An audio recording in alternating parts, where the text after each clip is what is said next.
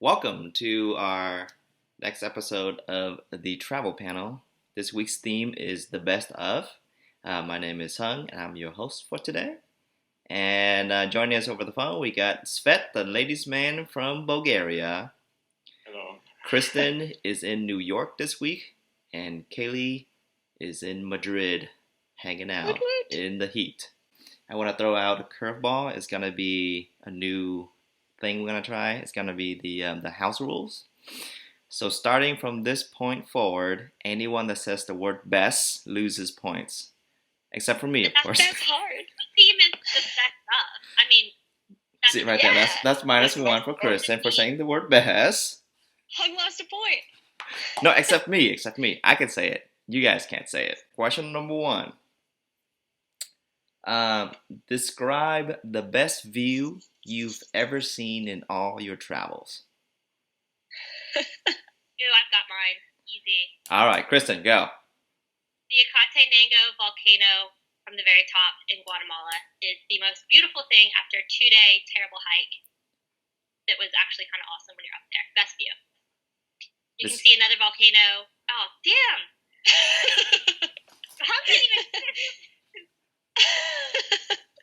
I like this. Thanks, Kay. It was amazing. Not only did it overlook all of Antigua, it also you could see a volcano that erupted every 20 minutes from base camp. So spewing lava every 20 minutes all night. Wow. That's awesome. The most amazing view I've ever seen was when I was on the Canary Islands, and we took a walk at night at full moon. So it was in the mountains. It's a volcanic island, so we had this amazing walk, and we reached a point around what was this in feet? Around maybe 5,000 feet or something, maybe less. So we could see the whole. We were at this point, and then we could see the whole ocean from the top. And it was full moon, so we didn't need any flashlights or anything. So it was unforgettable. For me, I'm being so careful. My most wonderful view was when I was in Morocco. They took us to the Cape where you can see the Strait meet the Atlantic Ocean. And it was really cool. You could see the divide, but you could also see like the water was so turquoise, it was so blue, and we were up really high. And so I have a picture of it, but you can see the mountains, and then you see like this indent where all the water comes in. There's like a really pretty beach, but we were above it all, and it was all like really green and just really like full of life and everything. It was pretty cool. All right, very good. Okay, let's see here. Kristen, you get 10 points, but since you said best twice, so you get 8. I said it twice? Aww. Yeah, you did. You did it in the very beginning. And then Svet, Ooh, you get that was rough. you get 10 points because I love moonlight, especially drinking when it's moonlight out, and that sounds really romantic. And since you're the ladies' man and all, perfect setting for you. It's getting romantic. Macho man. And I didn't say the word that I'm not supposed to say, so. Perfect. Good job. Kaylee, I'm going to give you 11 points because I like turquoise colors. Okay. I like the setting. It's a good setting. Okay. Pretty close contest so far. Describe the best traveling day you've ever had. Everything just clicked. Ooh. Everything was just perfect, and events and scenery and food. Everything was just perfect. The perfect traveling day for you. Oh, that's difficult. Kaylee. Oh no, now I don't feel so sure. Okay. Okay, so my most awesome day was in Italy, in Verona, because I had my very disappointing first day in which I figured out that Verona does in fact have tourism. And so the next day was the best one because so any flight that I ever take, if you travel with me, will be delayed. It's hard to think of a time when a flight I took was not delayed for some reason. So that's usually a bump in the road. So I didn't take any flights on this day. I didn't take any buses. I just stayed in the city that I was in, and I walked everywhere, which I really like walking, so that was cool. So I walked into the city, and I had my first cannoli which is a magical food.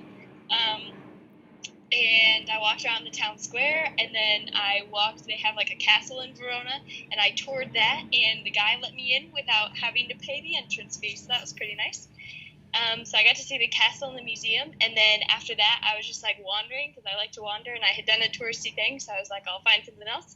And I wandered down this like back path, and it was like a little nature walk that I didn't expect. And so I walked along like the edge of the city and walked up a hill and got to look over it and everything. And then I went back down, and at some point I had real food during the day, but then I had gelato later. It was the best gelato I've ever had.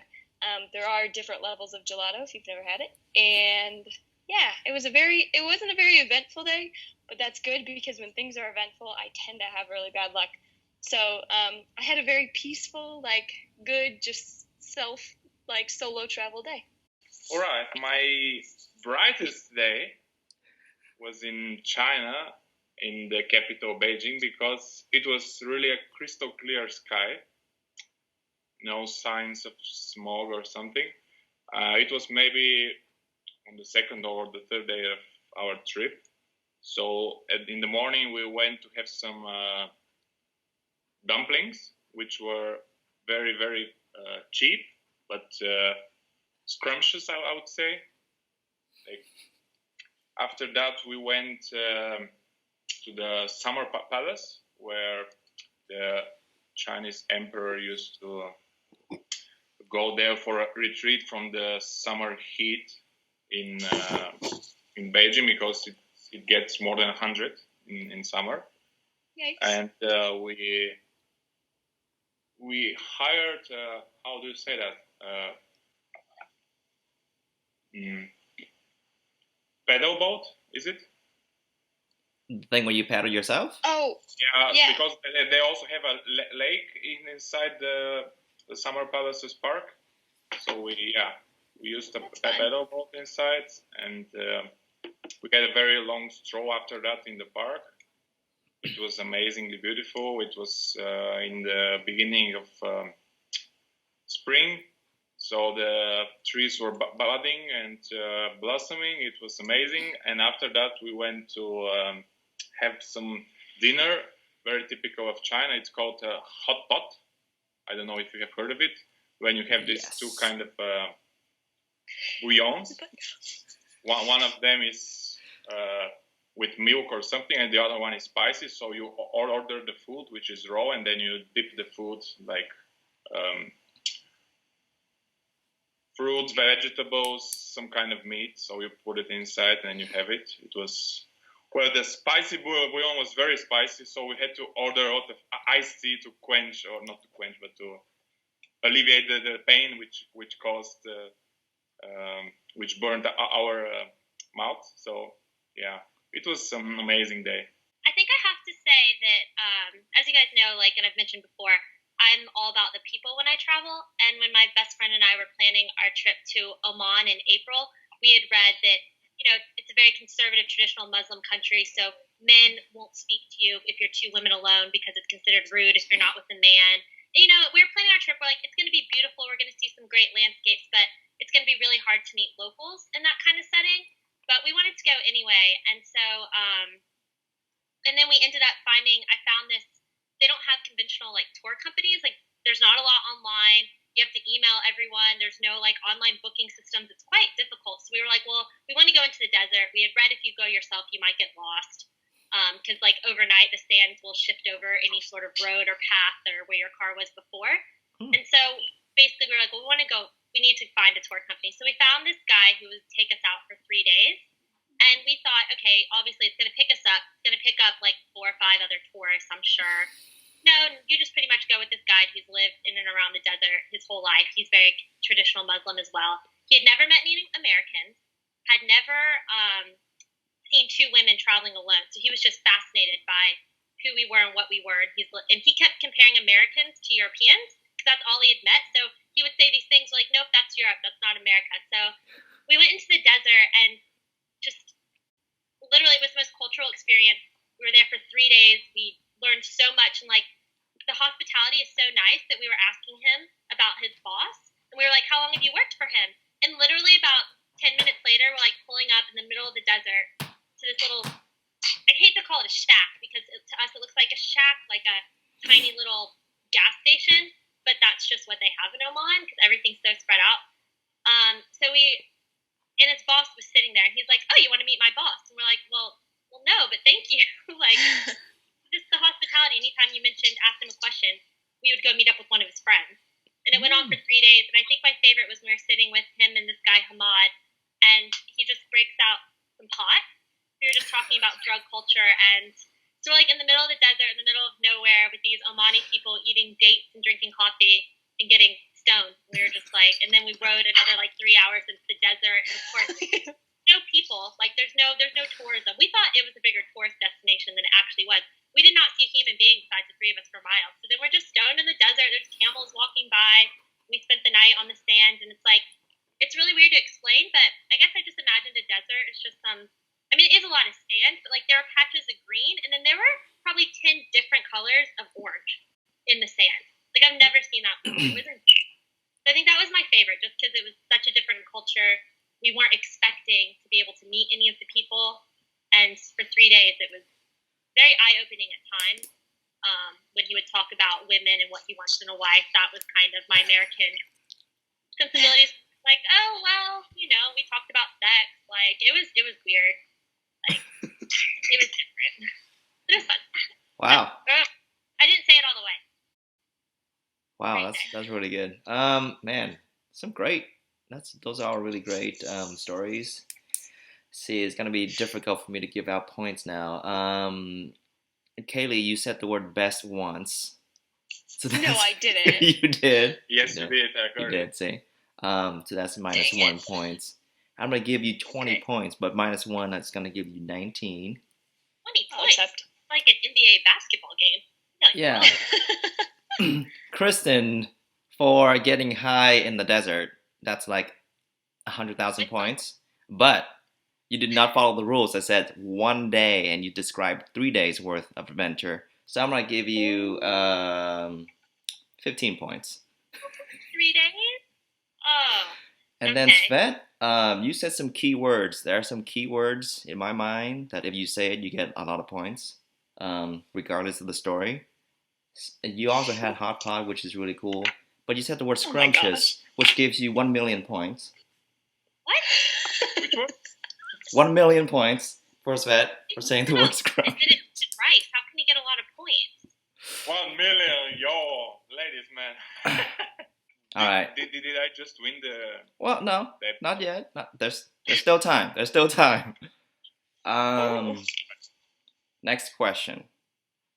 Describe the best meal you've ever had while traveling. And if you make me hungry, that's like 10 million points right there. Oh, no. Let's go. All I do is eat. This is a tough one. I know. That's even harder than the last 2 questions, actually. I know, and now that you said that, like, I can't think of one meal I've ever had. Like, I know, right? Do I even eat food? You guys all starve? I can't think of one meal. Like, now, All right, just count backwards from 10 to 1, and then we can go. Look, I map. I'm like deciding if I like cater it to you though. If I'm like, I had this great rice one time, like the rice was great, or if I actually tell the truth.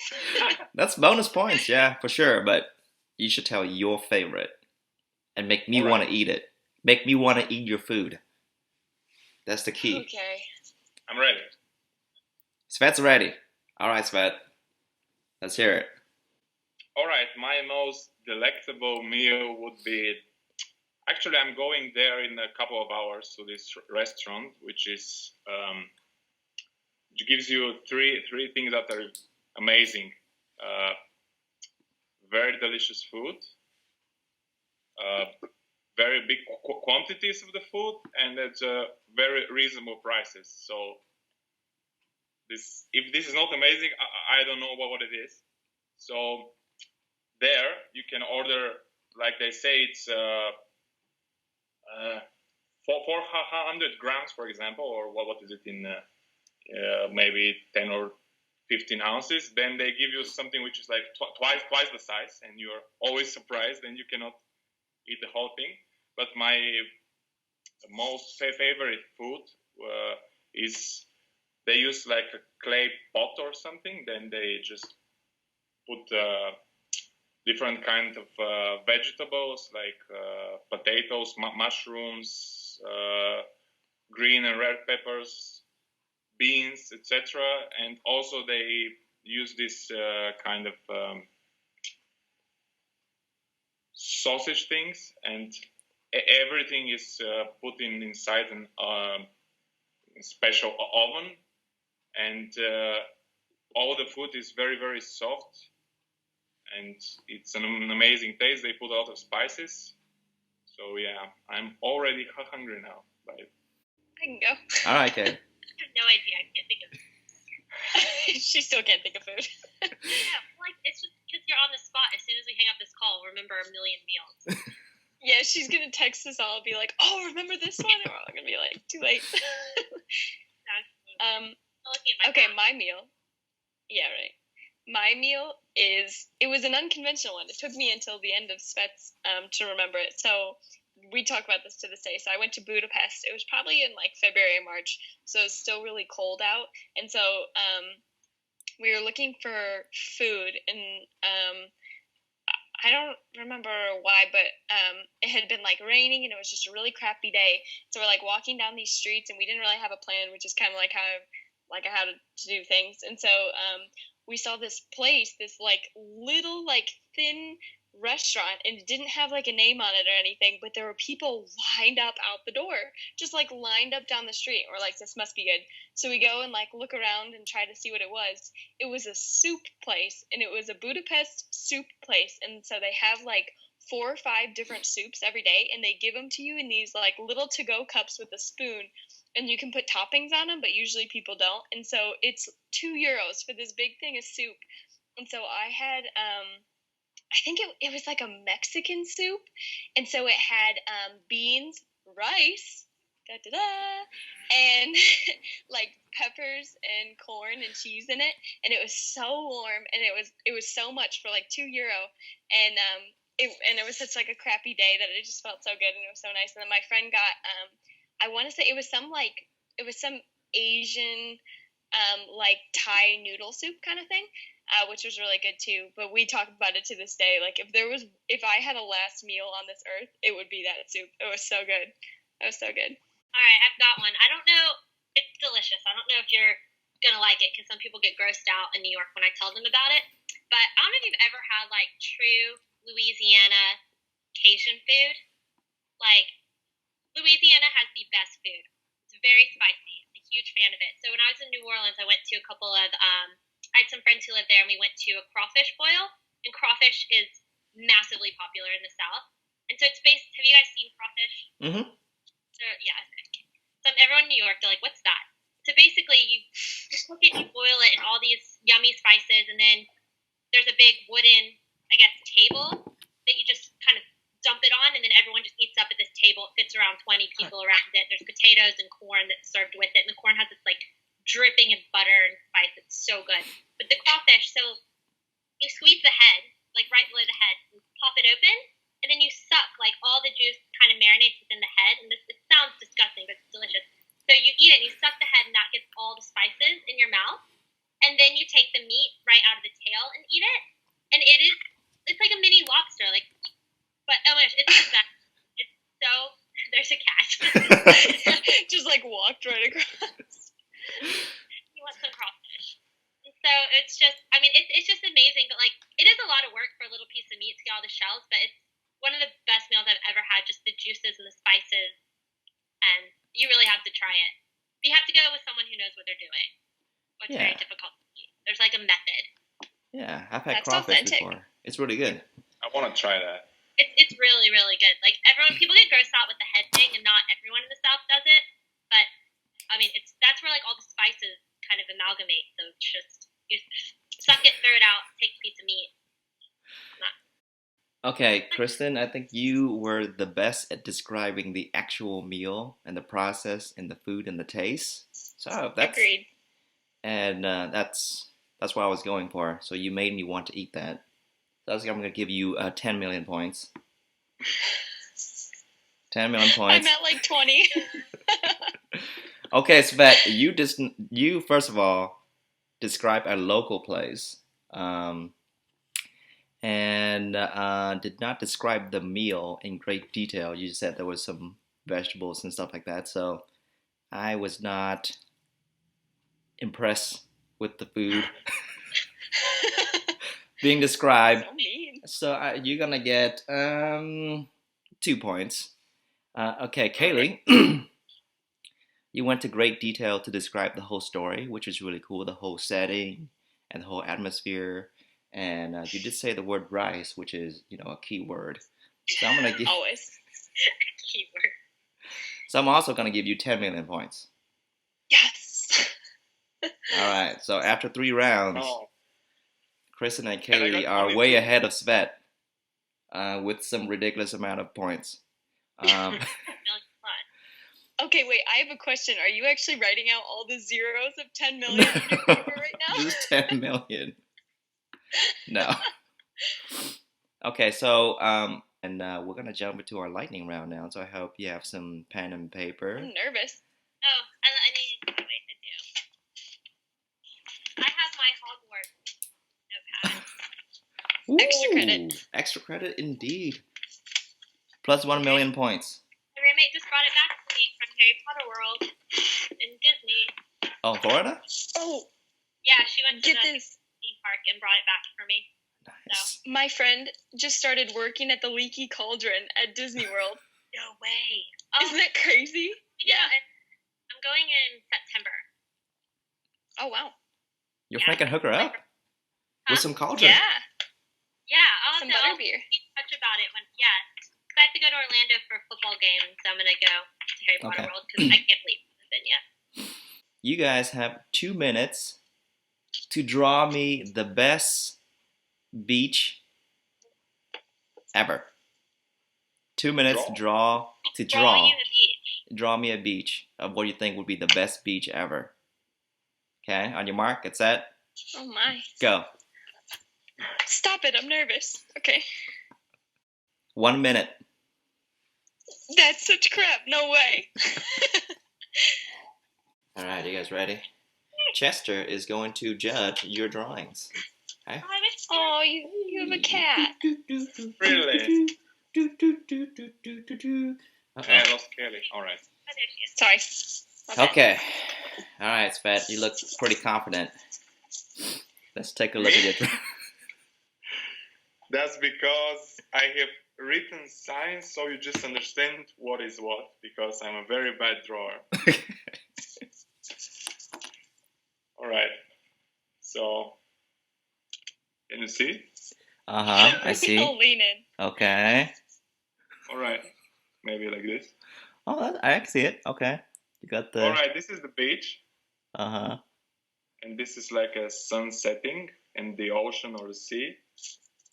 So here's the beach, and there's, for example, Hang and Lena, and they're in love. So it doesn't matter what the beach is when you are together. The most important thing is love. So and very gorgeous sunset. So that's my drawing. I see what you did there. All right. Okay. That one pulled at the heartstrings. Yeah, that was pretty.